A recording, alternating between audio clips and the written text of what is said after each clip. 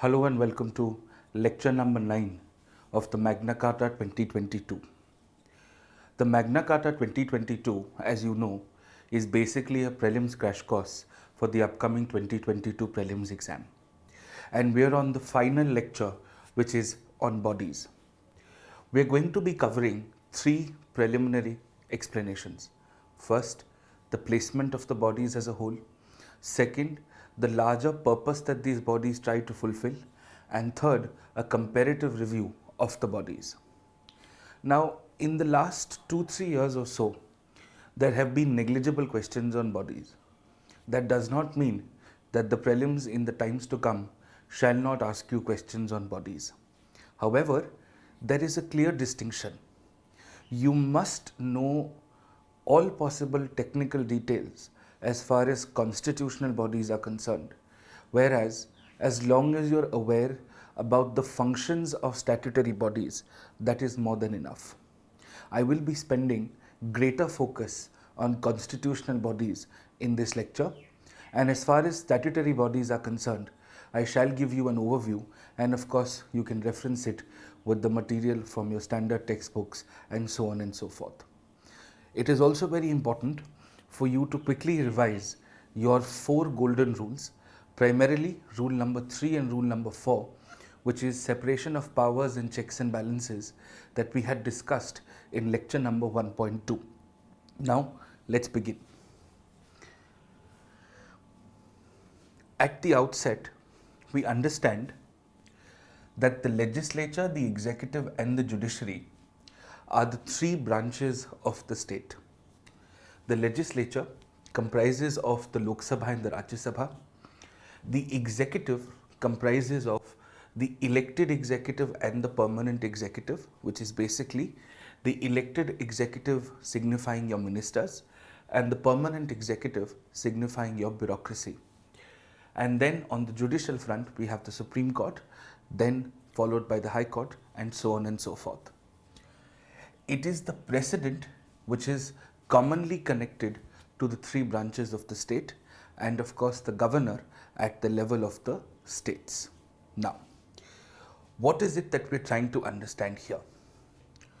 What happens is the elected executive advises the president to appoint members largely from the permanent executive or sometimes from the judiciary, serving or retired, in most cases retired judicial members, primarily members of the permanent executive, and appoints them to the bodies.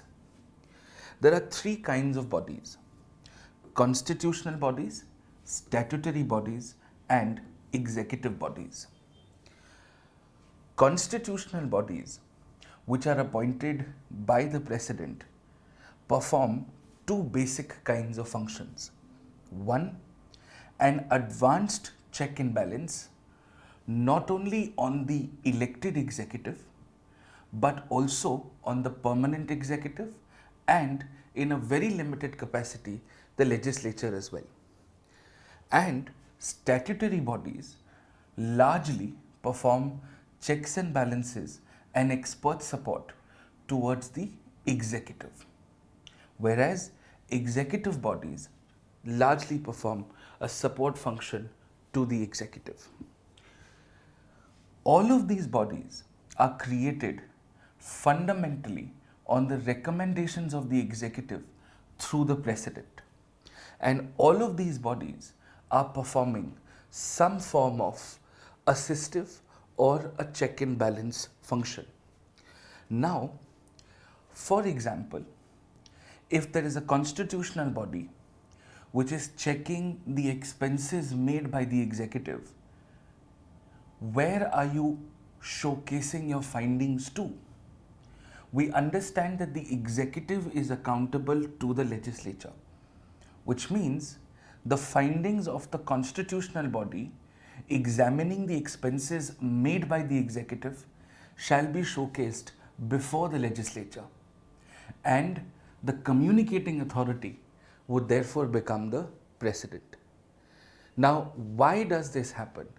why do reports of most constitutional bodies get placed before the parliament?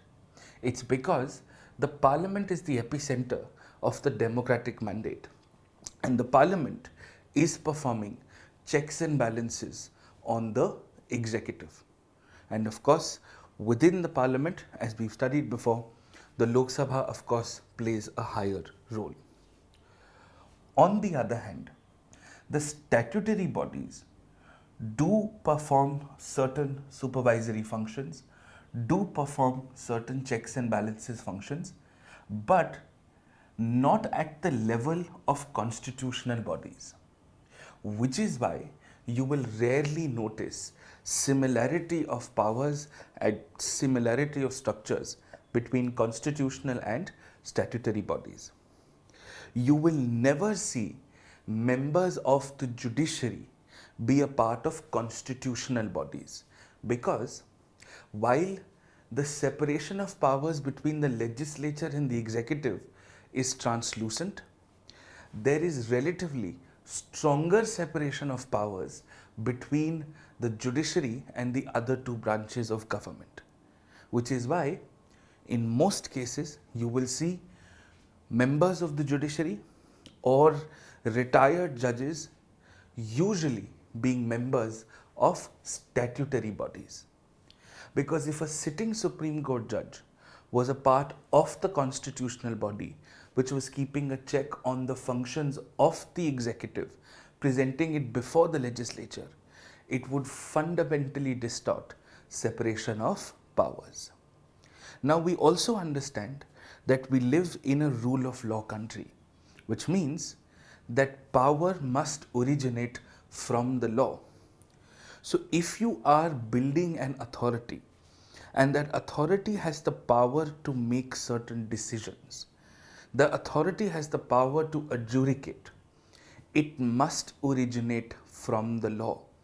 So whether it is the Competition Commission of India, whether it is the Securities Exchange Board of India, whether it is the National Human Rights Commission, all of these are bodies which are performing some form of a regulatory function.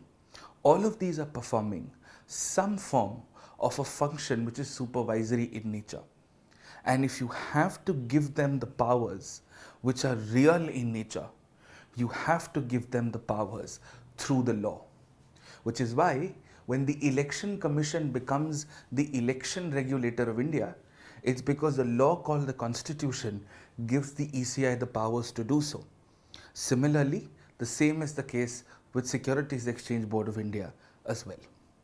If a body has the powers to adjudicate matters or to issue directions for implementation, that body will usually be backed by a law, because we live in a rule of law nation.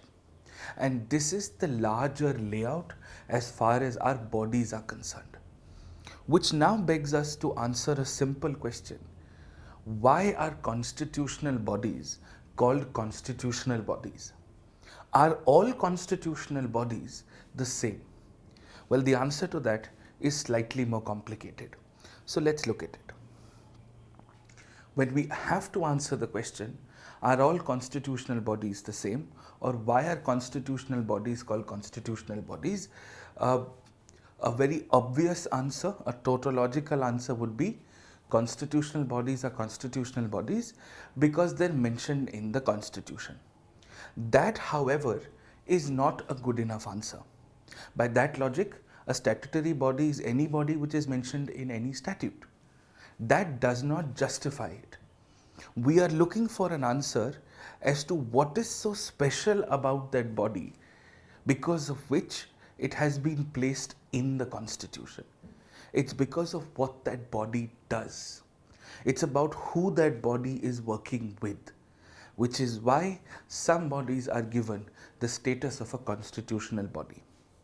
So, let's begin our discussion from what is a judicial body. A judicial body is any body which is performing a judicial function. What is a judicial function, you might ask? A judicial function usually comprises of two questions. a question of law, and a question of fact. So a question of fact is whether an incident has happened or not. A question of law is whether that incident which has happened is a violation of a law or not. So for example, if somebody is walking on the street and somebody else hits the person with a stick, a question of fact would be, did that person hit this person with a stick? A question of law would be, is hitting somebody with a stick a crime or not?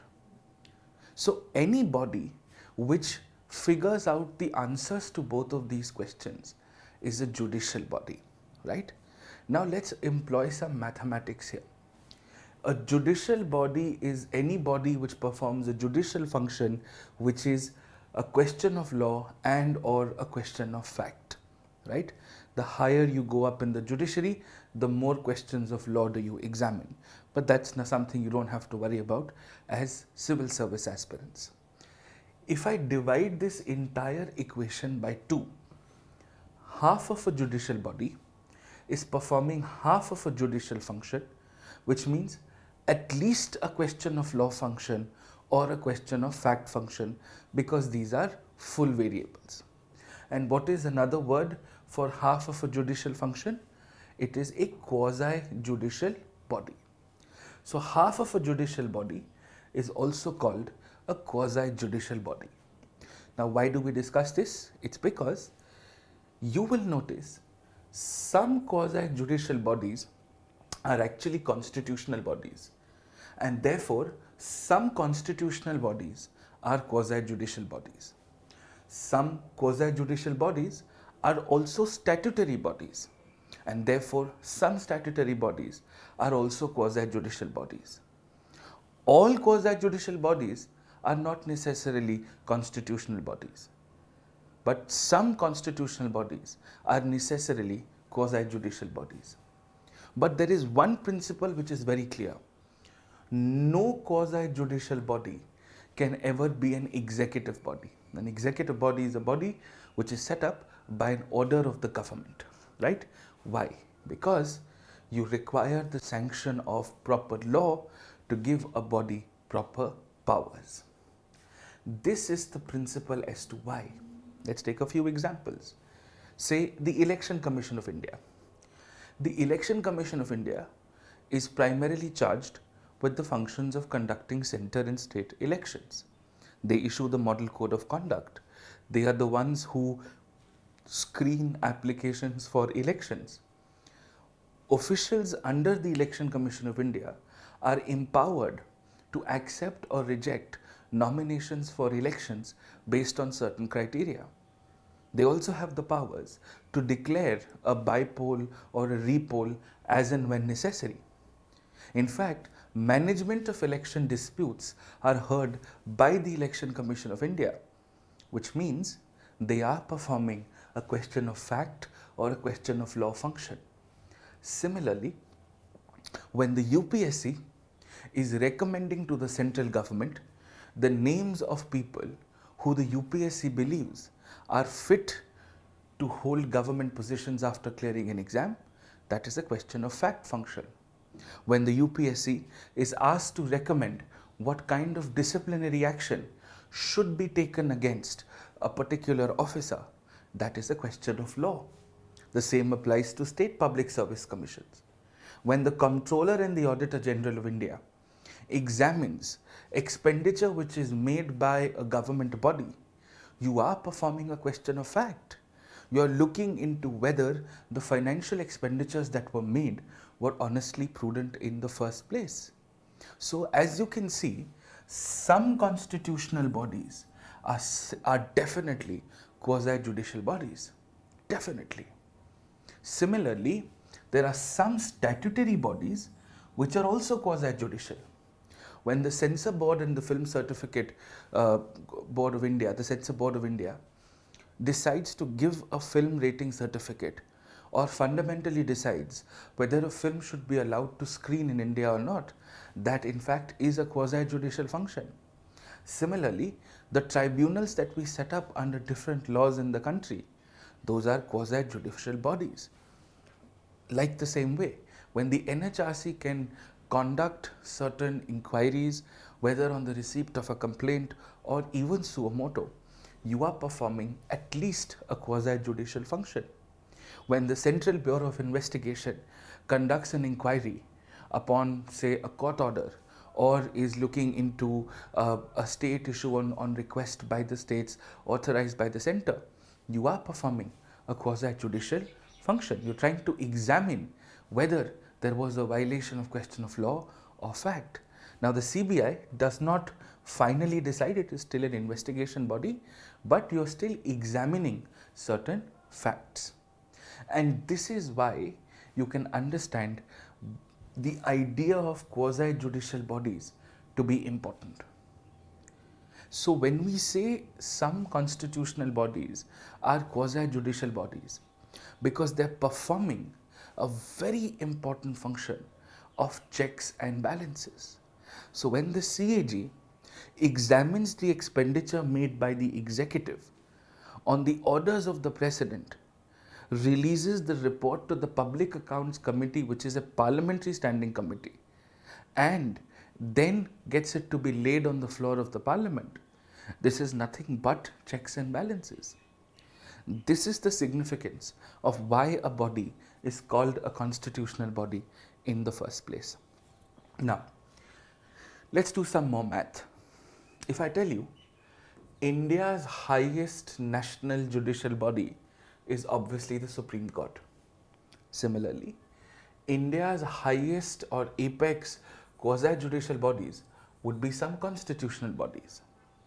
If I correlate both of these equations, we can understand that India's highest judicial and quasi-judicial bodies could be compared simultaneously with the Supreme Court and some constitutional bodies, which means at the national level, in a very limited capacity, some constitutional bodies are doing what the Supreme Court wanted to do but can't do because of separation of powers, which is why some constitutional bodies are removed in the same manner as a Supreme Court judge.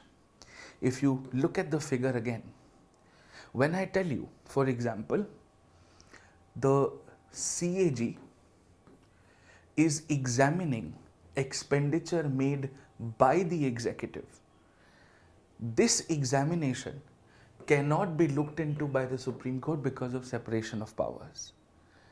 And after this, the President calls for the report to be submitted to the Public Accounts and therefore before the Parliament. What you're performing is basically checks and balances.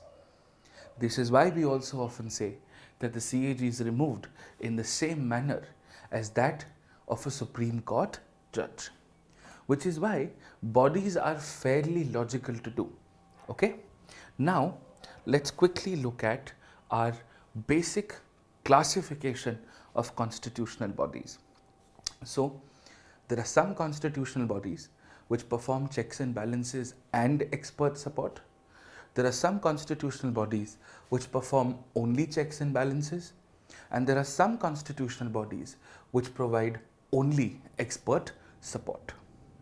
So the bodies that perform both checks and balances and expert support are the Election Commission, the Union Public Service Commission, and the State Public Service Commission, which is, for example, they assist in the conduct of elections also, and they also play a supervisory or a regulatory role in the election process. Similarly, the UPSC recommends the induction of bureaucracy and also recommends on disciplinary action that can be taken upon request by the government. However, the CAG fundamentally examines the expenditure that has been made by the government on grounds of prudence and rationality. Whereas, when we look at the Gst Council, which recommends GST policy decisions, when we look at the Finance Commission, which recommends how tax proceeds should be distributed between the center and the states, which recommends measures to strengthen the local self-government, and any other matter which is of an advantage to better fiscal policy, you're essentially assisting in making fiscal policy better. When we look at the National Commission for Scheduled Castes, Scheduled Tribes and Backward Classes, they are assisting the government by inquiring against violations and assisting the government with expert policy advice to make laws, schemes and institutions better for the upliftment of these vulnerable sections. And when you have the Attorney General and the Advocate General, which are basically lawyers that represent the center and the states in a court, respectively, they are assisting the government by giving them expert legal counsel. And then the other way to classify them is by what they do. So the Election Commission is primarily an electoral body. UPSC and SPSCs are primarily bureaucrat recruitment bodies. The CAG, Gst Council and Finance Commission are financial bodies, and the NCSC, the National Commission for Scheduled Caste, Tribes and Backward Classes, are bodies for the upliftment of vulnerable sections, and the Attorney General and the Advocate General are primarily responsible for legal expertise. Once you study bodies in a logical manner, you will not have to fundamentally rely on memory to solve previous year questions. Okay? Now, let's in detail, which is necessary, look at a comparative review of our constitutional bodies. This is very easy to do. This is very predictable for that matter. So let's begin. The Election Commission of India. We understand that the State Election Commission is only for conducting local elections. We're talking about the Election Commission of India. The Election Commission of India comprises of one Chief Election Commissioner and 2 election commissioners. For all practical purposes, they enjoy parity of power, but only when there is a tie of a decision that has to be made, the Chief Election Commissioner in fact takes the tying or the casting decision, and also the Chief Election Commissioner enjoys some form of superiority in the removal process. We'll come to that. Now, of course, you are appointing an authority which is going to set up the very legislature of the country, out of which the elected executive is going to be formed. So the only person apolitical to do this is the President, and therefore the President appoints the Election Commission of India. Now, how long do the members last? 6 years or 65 years, whichever is earlier. Why 6 years? 6 years is 1 more year than the ordinary election cycle of the government. This serves 2 reasons. 1, it prevents favoritism, and 2, it is also logistically convenient, because if at all the Election Commission had to change in the 5th year of the government and the elections also had to be conducted at the same time, a change of guard at the Election Commission would definitely cause some strategic complications, right? So 65 is your retirement age, or 6 years, whichever is earlier. Now, as far as the removal is concerned, the Chief Election Commissioner gets removed by a special majority 2, which is a 2-layered majority. First is 2/3 of present and voting, and that has to be confirmed by more than half of the total strength of the House. The other election commissioners are also removed through the same majority only after the CEC has given approval for initiation, which means the other election commissioners can only be removed if the Chief Election Commissioner has recommended so. And it has happened in the history of this country once, that I can recollect, that the Chief Election Commissioner has recommended for the removal of the other election commissioner. Now, the functions of the Election Commission of India are fairly straightforward. They conduct elections to all offices for the center and the state, which is the Lok Sabha, the Rajya Sabha, the legislative assemblies and the legislative councils, in addition to the president and the vice president. They also are responsible for the management and the conduct of elections. I understand that some mock tests give you very complicated questions such as who releases the electoral roll, who releases the date of elections. All of that is irrelevant, has not been asked in the exam, and deviates from the pattern that has been set, which is easily understood through past year papers. What is something special about the Election Commission of India? First is that, as I was discussing with you before, management disputes concerning elections are heard by the Election Commission of India. Outcome disputes are heard by the High Court, because this is to give a sort of a hollow candy to the states, because the states are nowhere involved in the election process. So this is to give them a little bit of a hollow candy, because the Election Commission of India is a centrally appointed body, and we divide our electoral constituencies within the territorial boundaries of the state. And apart from this, the election commissioners are also eligible for reappointment. Okay? Now, will the UPSC ask you if a body is eligible for reappointment or not? No, because it sort of transgresses into political lines. We can now study the UPSC and the State Public Service Commission parallelly. As far as the composition of the Union Public Service Commission is concerned, your maximum strength that has been sanctioned is 11, whereas your current strength is about 10. Whereas the strength for state public service commissions would be varied across all states, which is why you don't have to prepare this for the exam. The President appoints members to the UPSC, and the Governor appoints members to the State Public Service Commission. Now, why does this happen? Because the President is the only apolitical authority at the center, and the Governor is expected to be politically neutral. Now, the maximum age for UPSC remains the same as ECI, 6 years or 65 years, whichever is earlier, for the same reasons. Whereas, as you've seen this for Supreme Court and High Court also, 6 years or 62 years, whichever is earlier, for state public service commissions, so that members from here can definitely come here. Now, how is the removal? This is where it gets interesting. Members of the UPSC and the State Public Service Commission are removed in the same manner. The states don't remove members of the State Public Service Commission. This is nothing but rule number 2, the center stronger than the states. And there's a very interesting way to go about this. The President removes the members of the Public Service Commissions post a binding Supreme Court inquiry. Post a binding Supreme Court inquiry. Now you must understand why. First things first, if you are being removed as a member of a public service commission, that does not mean that you're being removed from the civil services. You're just being removed from the post that you are currently holding, which is a constitutional post. Now, if you see the diagram that we started off with, you want to remove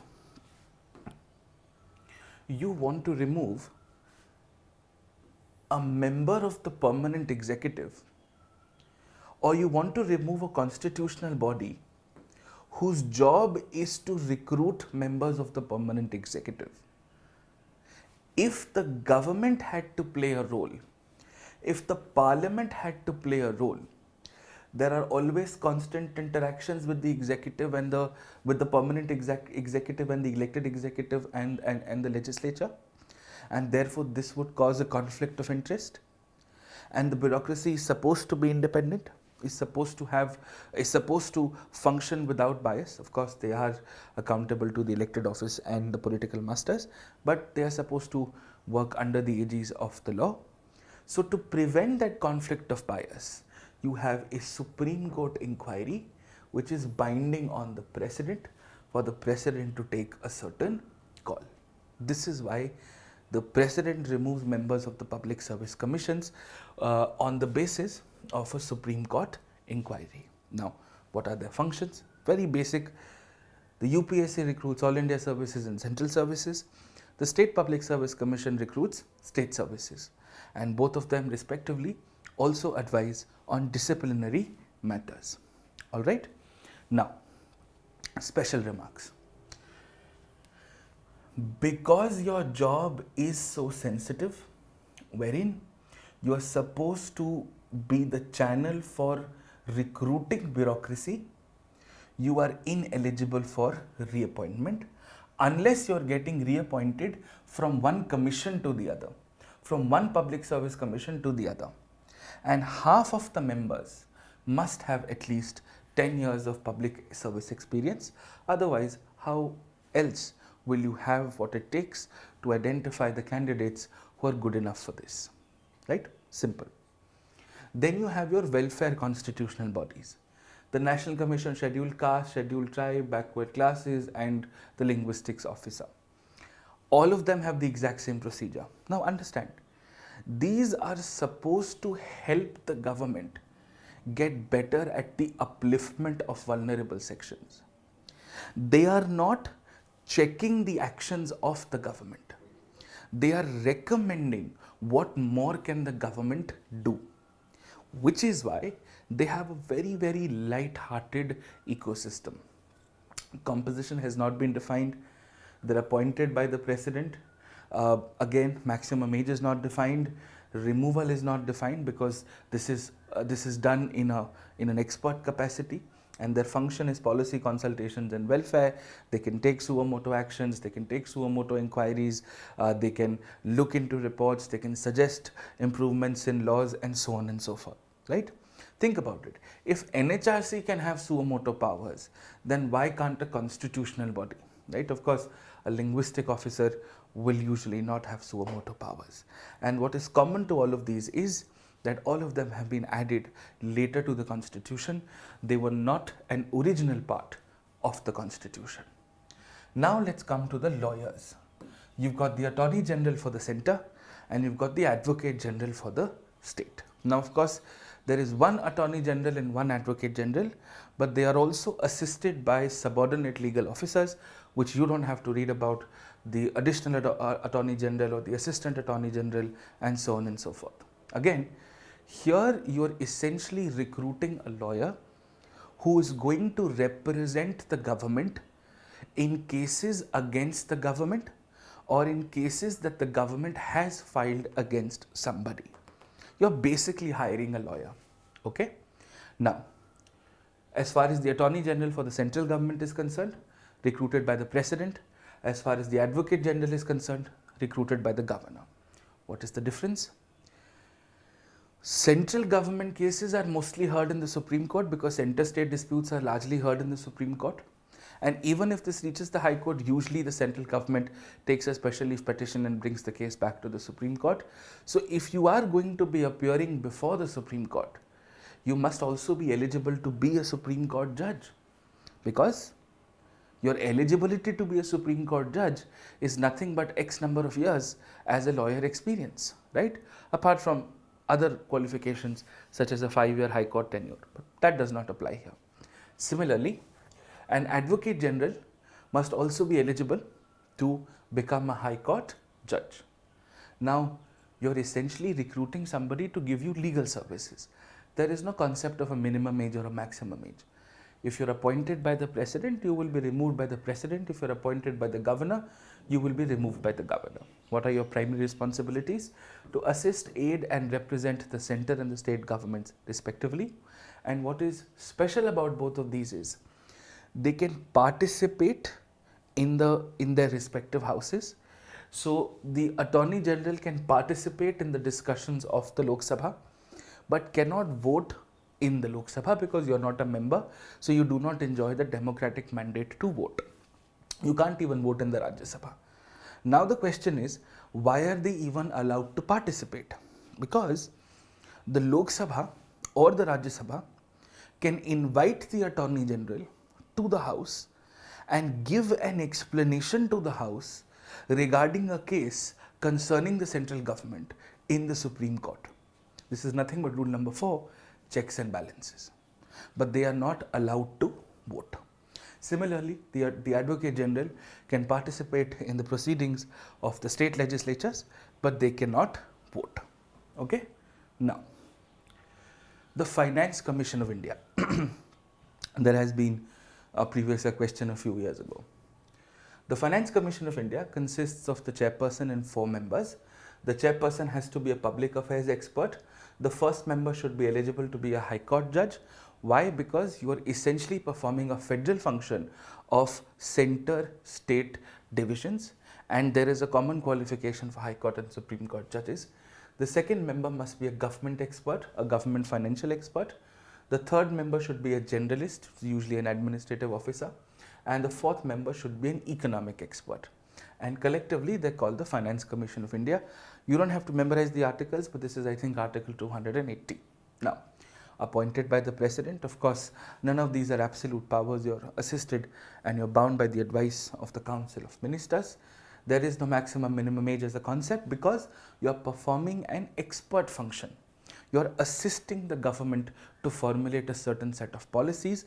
You are not performing a politically contentious function, nor are you performing a function of checks and balances. Wherever there is no function of checks and balances, you will never see any age group attached to it, right? The grounds to remove FCI members are mental, moral or financial incapacity, and the basic functions are fairly clear: to assist the center and the state in recommendations on how to distribute taxation proceeds, measures to strengthen local self-government finances, any other measure of financial prudence, and so on and so forth. You really don't have to memorize the functions in detail. The options are going to be so glaringly obvious, it's very easy to pick out the wrong one. And because you're not performing a difficult function, you are eligible for reappointment with no problems at all. And now you have a recently constituted constitutional body called the Gst Council, which has been in the news recently because of a Supreme Court judgment. It consists of the finance minister and the finance ministers of all the states. So there is no question of appointment because these are your ministers, and by the virtue of them being ministers, they will automatically be a part of the Gst Council. Again, there is no question of a minimum or a maximum age, and therefore no question of a removal. And we all know what the Gst Council does. It takes decisions on matters of GST policy. Now, the Supreme Court has given a rather interesting judgment with its implications on fiscal federalism, where the recommendations of the Council are not particularly binding, and the centre and the states are free to make their respective policies within their domains. But that's for another time. That is not important for the pre. What is so special about the Gst Council is that the centre gets 1/3 of the vote, the states get 2/3 of the vote, because obviously the states are more in number than the centre, but you collectively require 3/4 of the members to say yes for a decision to go through, which means you will always require a certain set of central sort of consonants, right? Extremely important. Now, apart from this, we now look at the Comptroller and the Auditor General. As you would know that this, when we compare this to the UK, in India the C in the Comptroller and Auditor General is extremely silent, whereas in the UK the C plays a very strong role, right? Now, how does this work? This works in a rather interesting manner. The Comptroller and Auditor General is nothing but the apex auditing agency of the country. Okay, you've got one CAG appointed by the President because you're going to be performing a check and balance function, and because you're going to be performing a check and balance function, you have a minimum tenure of 6 years or 65 years, whichever is earlier, and because you're performing a check and balance function, special majority 2, and the manner of removal is like a Supreme Court judge. And what the CAG fundamentally does is that it performs an audit of anything which could be included under Article 12, right? What is special about the CAG is the CAG sends its report to the Public Accounts Committee for its consideration, and the CAG is not eligible for appointment under the centre or the states. I understand there have been some political developments here which might be confusing, but this is the law, and this is the law as the law it is. Okay, these are your constitutional bodies. These have to be done in detail. The statutory bodies, so to speak, have to be done in a very limited amount of context. You just need to know what they do. You don't need to get into the complications of the committees and the appointments and the removals and the grounds. Not needed. Understand this. The NHRC and the State Human Rights Commission, the National Human Rights Commission and the State Human Rights Commission, are your apex bodies to look into human rights violations. Now, if you're looking into human rights violations, that means you're looking into whether an incident that happened was a human rights violation or not, and to also support in better policy making around human rights. Now, this is a question of law or a question of fact, which is why you will often see these are headed by retired or judges, because you are performing a heavy quasi-judicial function, right? There are ex officio members here also. For example, NHRC. If you're looking at human rights of vulnerable sections, so your ex officio members would include National Commission for Women, National Commission for SC, ST, OBC, National Commission for Minorities, the Chief Commissioner for Persons with Disability, the National Commission for Protection of Child Rights, and so on and so forth. So they are your non-permanent members. They're essentially to assist, and you've got a total of, I think, 5 members and the chairperson. Here you have lesser members because it's a state body. Now, if you are performing inquiries against human rights violations, you would definitely be given suo motu powers. Similarly, National Commission for Scheduled Caste, National Commission for Scheduled Tribe and Backward Classes will also be given what are called suo motu powers. But none of these bodies here, these are investigation bodies. The Central Vigilance Commission is your apex anti-corruption body, now almost parallelly set up with the Lokpal for the centre, and they supervise other bodies such as the Central Bureau of Investigation. Similarly, the State Vigilance Commission is almost on parallel with the Lok Ayukt, and they supervise your state level CBI, which is called the Anti-Corruption Bureau. Another thing that you will see which is common is, when you're recruiting members of these statutory bodies, all of these are statutory bodies, you will usually see a combination of members of the legislature and the executive. In some cases, the PM would be heading a committee, would be supported by the leader of opposition of the houses, speakers of the houses, and you will never see the chairperson of the Rajya Sabha ever be a member of any committee, because the chairperson of the Rajya Sabha is the Vice President of India, which is also why you don't need to do the technical details here, which is also why you also don't need to do the removal grounds, because they're so exhaustive. Like, for example, in some cases, on some removal grounds, the President has to take an inquiry from the Supreme Court. In some cases, they don't have to. Fairly complicated procedure, which is why you don't have to get into it. So, the CVC, the Lokpal or the CBI are primarily investigation authorities. They're primarily supposed to look into matters of corruption against a certain set number of people. CVC looks at civil servants, Lokpal looks at civil servants and MLAs, Lokpal looks at civil servants and MPs and ministers, including the PM. There are certain conditions applied. CBI looks at instances of corruption against the centre, or looks at specific crime related investigation on request by the states authorized by the centre. The same applies here. This is your information ecosystem. The right to information is a fundamental right under Article 19, and because of which you have set up the Central Information Commission for information issues within the offices of the centre, and the State Information Commission for issues of information at the level of the state. They are parallel ecosystems. So let us say there is a PSU, the PSU will have a PIO, there will be an appellate authority within the PSU, and then on appeal you will have the Central Information Commission. Again, appointed by the President. There are committees here. Committees will usually represent the legislature and the executive. I will give you a reading list of Lakshmikant now after this, but honestly, don't do anything more than this. It's not required. It's very easy to now study this. What is common here is your committees will usually comprise of the legislature and the executive. You will usually see them performing a very, very detailed set of rules, a detailed set of functions, because the law authorizes them to do so. But what you must definitely be focusing on are your constitutional bodies. With this, we finish the 9 lectures of Magna Carta. I will release the reading list today itself, and of course we'll start uploading your techniques, your eliminations, your principles of solving, your previous year questions, and I'll solve the past previous year questions of 10 years across various topics. Thank you so much for watching.